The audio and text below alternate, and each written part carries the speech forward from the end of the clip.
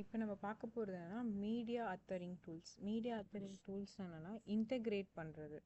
அதுதான் நம்ம media அத்தரிங் integrate பண்ணுறதோ இல்லை இன்ட்ராக்ட் பண்ணுறதோ தான் அப்படி சொல்லுவோம்.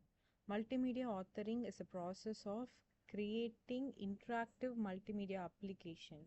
ஒரு இன்ட்ராக்டிவ் மல்டிமீடியா அப்ளிகேஷனை கிரியேட் பண்ணிவிட்டு அதை டிஃப்ரெண்ட் மீடியா எலமெண்ட்ஸோட இன்டெகிரேட் பண்ணுறது தான் இந்த மீடியா அத்தரிங் டூல் அப்படின்னு சொல்லுவாங்க. இதை வந்து நம்ம வர ஸ்லைட்ஸ் வர பார்ட்டிஷன்ஸில் பார்ப்போம். So multimedia authoring is the process of creating interactive multimedia application by integrating different media elements such as text, audio, video and animations. Authoring tools என்ன ப்ரொவைட் பண்ணோன்னா ஒரு பிளாட்ஃபார்ம் எதுக்குன்னா டிசைன் பண்ண, ஆர்கனைஸ் பண்ண, கண்ட்ரோல் பண்ணுறதுக்கு multimedia கண்டென்ட்டையும் யூசரோட இன்ட்ராக்ஷனையும். இந்த டூல்ஸ்லாம் எதுக்கு எசென்ஷியல்னா ஒரு டெவலப்பிங் அப்ளிகேஷனுக்கு. இது எஜுகேஷ்னல் சாஃப்ட்வேர் இல்லை presentation, stimulation, interactive system. These tools are essential for developing. ஒரு அப்ளிகேஷனை டெவலப் பண்ணும்போது அது கரெக்டான எஜுகேஷ்னல் சாஃப்ட்வேராக, ப்ரெசன்டேஷனு, ஸ்டிமுலேஷனு, இன்ட்ராக்டிவ் சிஸ்டம்ஸ்லாம் பார்ப்போம். இதோட டெஃபினிஷன் என்னென்னா multimedia authoring tools are software programs used to multimedia எலமெண்ட்ஸை கம்பைன் பண்ணுறதுக்கு யூஸ் ஆகும், யூசர் இன்டர்ஃபேஸை டிசைன் பண்ணும், நேவிகேஷன் அண்ட் இன்ட்ராக்ஷன்ஸை கண்ட்ரோல் பண்ணும்.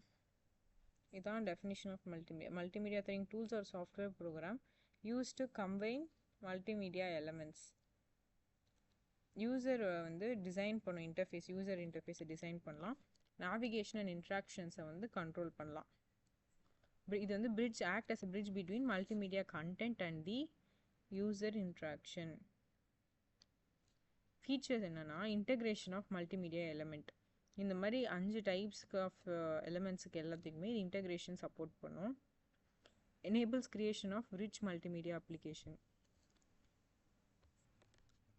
கிரியேஷன் ஆஃப் ரிச் மல்டிமீடியா அப்ளிகேஷனை எனேபிள் பண்ணும். இன்டராக்டிவிட்டினா என்னென்னா யூசர் பட்டன் கிளிக் பண்ணுறது, நேவிகேட் பண்ணுறது, மீடியாஸை ப்ளேபேக் பண்ணுறதுக்கெலாம் இது யூஸ் பண்ணுவாங்க. ஈவெண்ட் ஹேண்ட்லிங்னா action based on user input or events. Actions perform பண்ண யூசரோட இன்புட் அண்ட் ஈவெண்ட்ஸை பொறுத்து பட்டன் கிளிக் பண்ணுறது மூலயமா வீடியோஸ் ப்ளே ஆகும். நேவிகேஷன் கண்ட்ரோல்னா என்னென்னா control provides control over flow of application. ஒரு அப்ளிகேஷனுக்கு கண்ட்ரோல் கொடுக்கும். எதுக்குன்னா மூமெண்ட்ஸ் பிட்வீன் பேஜஸ் அண்ட் ஸ்க்ரீன்ஸ்க்கு. Scripting support, logic and programming ஃபீச்சர்ஸை சப்போர்ட் பண்ணும். காம்ப்ளெக்ஸ் மல்டிமீடியா அப்ளிகேஷனை பில்ட் பண்ணுறதுக்கு ஹெல்ப் பண்ணும். லே அவுட், பட்டன்ஸ் அண்ட் மெனூஸ்லாம் டிசைன் பண்ணுவாங்க இதில். ஸோ இதுதான் அதோட ஃபீச்சர்ஸ். என்னென்னது integration, interactivity, event handling, navigation control, scripting support, user interface design.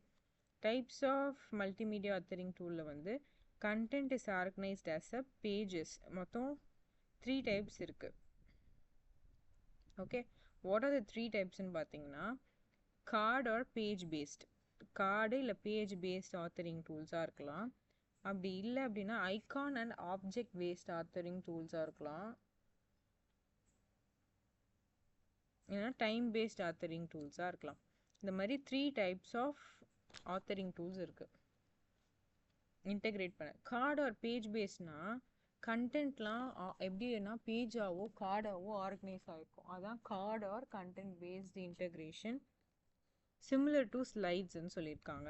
Each card வந்து ஒவ்வொரு ஸ்க்ரீனை ரெப்ரசென்ட் பண்ணும். நேவிகேஷன் வந்து பட்டன்ஸ் அண்ட் லிங்க்ஸ் தான். இதோட அட்வான்டேஜ் என்னென்னா சிம்பிளாகவும் ஈஸி டு யூஸாகவும் இருக்கும். பிகினர்ஸ்க்கு ரொம்ப சூட்டபுளாக இருக்கும். டுட்டோரியல்ஸ், எஜுகேஷனல் கண்டென்ட், ப்ரெசன்டேஷன் தான் இதோட அப்ளிகேஷன். இது வந்து card and image based. Icon and object based authoring டூல்ஸ்னால் ஐகான்ஸ் அண்ட் ஆப்ஜெக்ட் ஒரு மீடியா இல்லை ஒரு ஆக்ஷன் இல்லை ஒரு ஈவெண்ட்டை வந்து ஆப்ஜெக்ட்ஸால் ரெப்ரசன்ட் பண்ணுறது தான் இந்த icon or object based authoring tools. Flow chart based structure, visual representation of program logic, easy to understand and support complex application, interactive multimedia system and training software. Next, time-based authoring tool. Time-based authoring tool na organize content based on a timeline. ஒரு டைம்லைனை பொறுத்து அதோட கண்டென்ட்டை வந்து organise பண்ணும். Features பார்த்தீங்கன்னா control, sequence, duration, synchronisation, audio video synchronisation இது எல்லாமே control பண்ணும். அனிமேஷன் வீடியோஸை சூட்டபிளாக இருக்கும். ப்ரிசைஸ் டைமிங் கண்ட்ரோல் ப்ரொவைட் பண்ணும். அனிமேஷன் ஃபிலிம் எடிட்டிங்க்கு மல்டிமீடியா ப்ரெசன்டேஷனுக்கு இதை யூஸ் பண்ணுவாங்க. இது இமேஜ் பேஸ்ட், இது ஃப்ளோ பேஸ்ட், இது timeline based. Simple navigation, இது லாஜிக் காட்டும், சின்க்ரனைஸ் பண்ணும். இது tutorials, interactive apps, animation and video. What are the importance of multimedia authoring டூல்னு பார்த்தீங்கன்னா, simplifies multimedia development. Multimedia டெவலப்மெண்ட்டை simplifies பண்ணும்.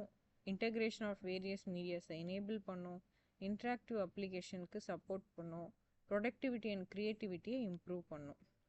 இதோட அட்வான்டேஜ் என்னென்னா, easy development of multimedia application. ஈஸியாக ஒரு மல்டிமீடியா அப்ளிகேஷனை டெவலப் பண்ணலாம். யூசர் இன்ட்ராக்ஷனை சப்போர்ட் பண்ணும். காம்ப்ளெக்சிட்டி இன் ப்ரோக்ராமிங்கை ரெடியூஸ் பண்ணும். ப்ரெசன்டேஷன் குவாலிட்டியை என்ஹான்ஸ் பண்ணும். இந்த மல்டிமீடியா ஆத்தரிங் டூல் எதுக்கு எசென்ஷியல்னா, designing, developing and managing multimedia application. Different types of tools இருக்குது. அதெல்லாம் அதோட காம்ப்ளெக்சிட்டி, அப்ளிகேஷன் ரெக்குவயர்மெண்ட்ஸை பொறுத்தே நிறைய டூல்ஸ் நம்ம யூஸ் பண்ணலாம். ஓகே, இதான் இந்த கீரோல். இதில் என்னென்ன பார்த்தோம்? வாட் இஸ் ஆத்தரிங் டூல் என்னன்னு பார்த்தோம். அதோட ஃபீச்சர்ஸ் பார்த்தோம். ஃபீச்சர்ஸ் பார்த்தோன்னே அதோட டைப்ஸ் பார்த்தோம்.